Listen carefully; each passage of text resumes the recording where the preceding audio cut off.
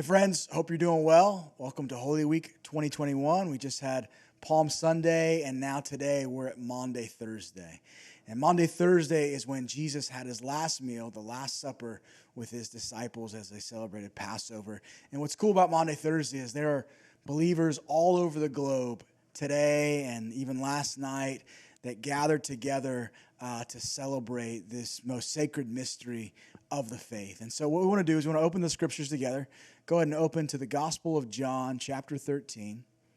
Also, if you can go ahead and grab some communion elements, some bread or a cracker, and some wine or juice, we want to celebrate the Lord's Supper together today. Okay, so John 13 is where we'll pick up. And in John 13 is that moment at this last meal together where Jesus is with his disciples. He's kind of giving the final word, some of his most important things to share with them before he is arrested, on trial, and goes to the cross. And so he says some really important things here, but here's what's most necessary to understand is that what you have in Jesus is that when you see Jesus, you're seeing what God is like. If you want to know what God is like, you look to Jesus. All true God talk is Jesus talk. The reality is that we as human beings could not understand God on God's own terms. God is infinite. There is no way for us to understand God. Yet God is so gracious and so personal and so gentle that God became a human being for our sake. He came in our form so that we could understand and connect and commune and ultimately be saved by God in a human person. This is Jesus of Nazareth, the Christ.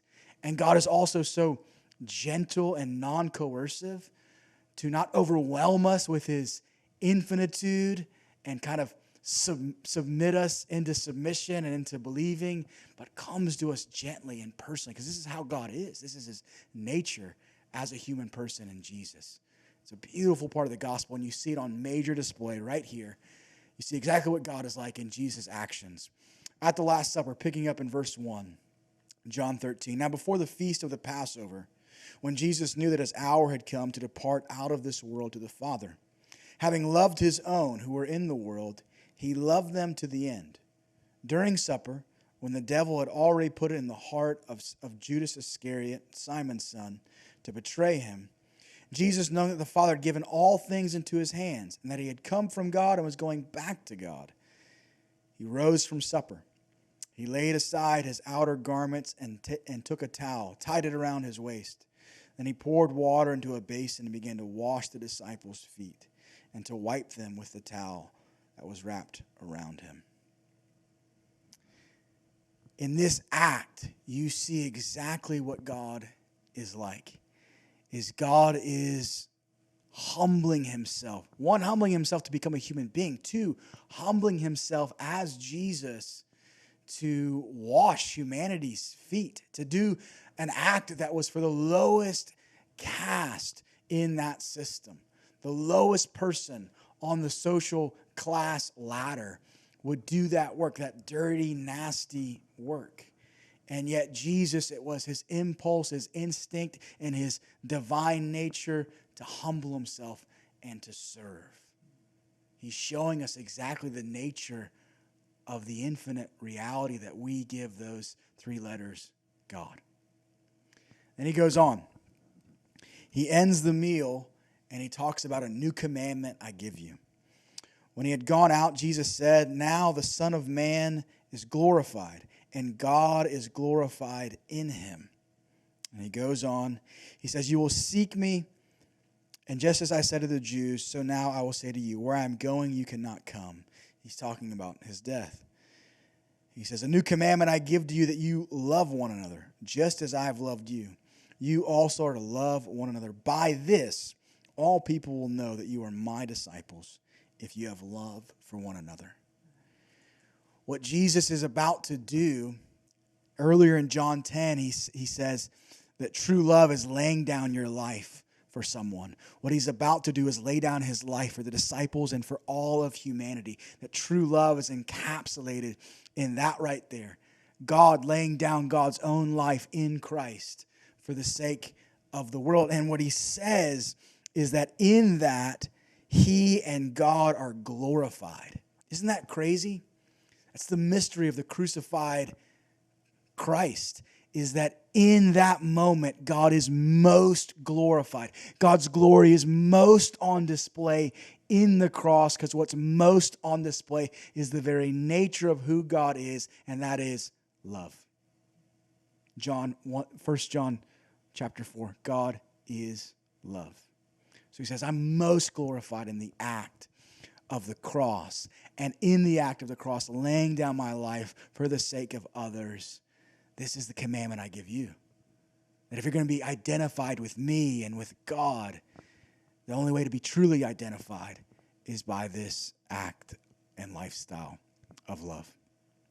And so there's all kinds of profound, deep, moving, compelling things happening in this one night at the Last Supper. And what we do when we take the bread, right, and we break off a piece as Jesus' body is about to be broken on Good Friday, and we take and we drink of the cup, his blood that is going to be spilled and shed, and out of the holes of his body, the glory of God is coming on full display. What we do in that act of eating, like if we were to sit at a table and I were to make you a meal and you were to take that food, as you're receiving something. Eating food is receiving something into not just your head or your thoughts or an idea. It's literally receiving something into your body and into your whole being that goes on to nourish you, all of who you are. In the act of communion, we're receiving that specific love that God has for you when he went and gave his life for you at the cross. And so that's what Maundy Thursday is all about. And so what we want to do to respond is for you at any point during this time where we're going to sing a song together and worship the Lord, is at any point during that, you can take the elements together or on your own and receive this love that we find in the cross of Jesus Christ. Let's sing this song together now.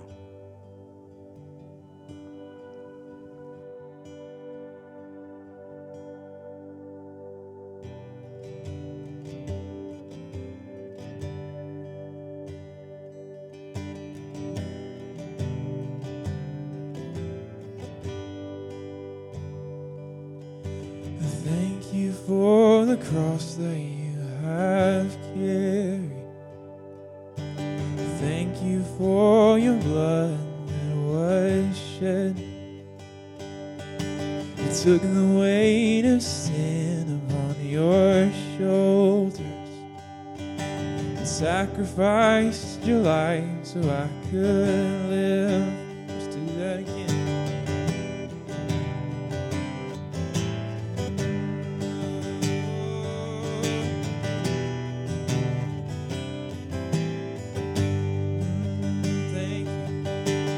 Thank you for the cross that you have carried. Thank you for your blood that was shed. You took the weight of sin upon your shoulders and sacrificed your life so I could live. Now nothing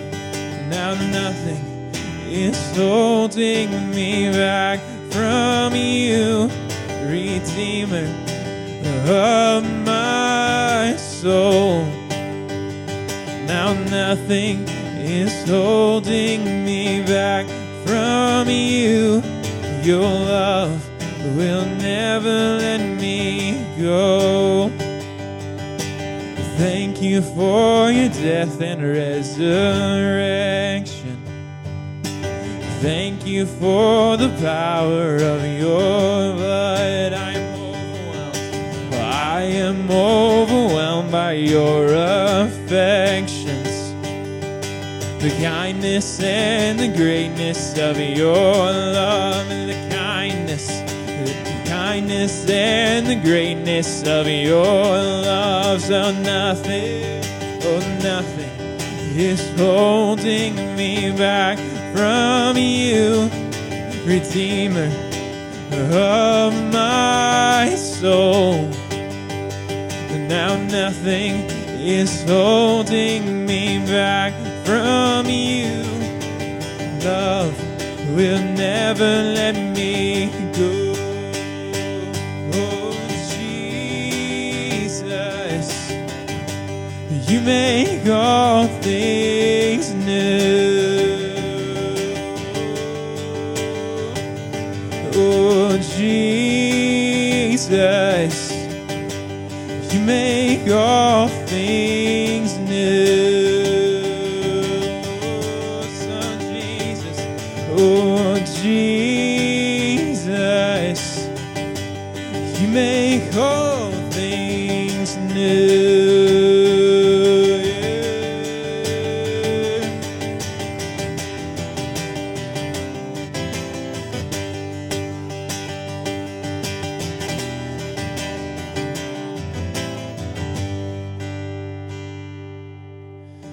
Thank you that we're living in your kingdom. Jesus, you're the King upon the throne. Thank you for the way you've always loved me. Now I get to love you in return. Now I get to love you in return. So nothing is holding me back from you, Redeemer.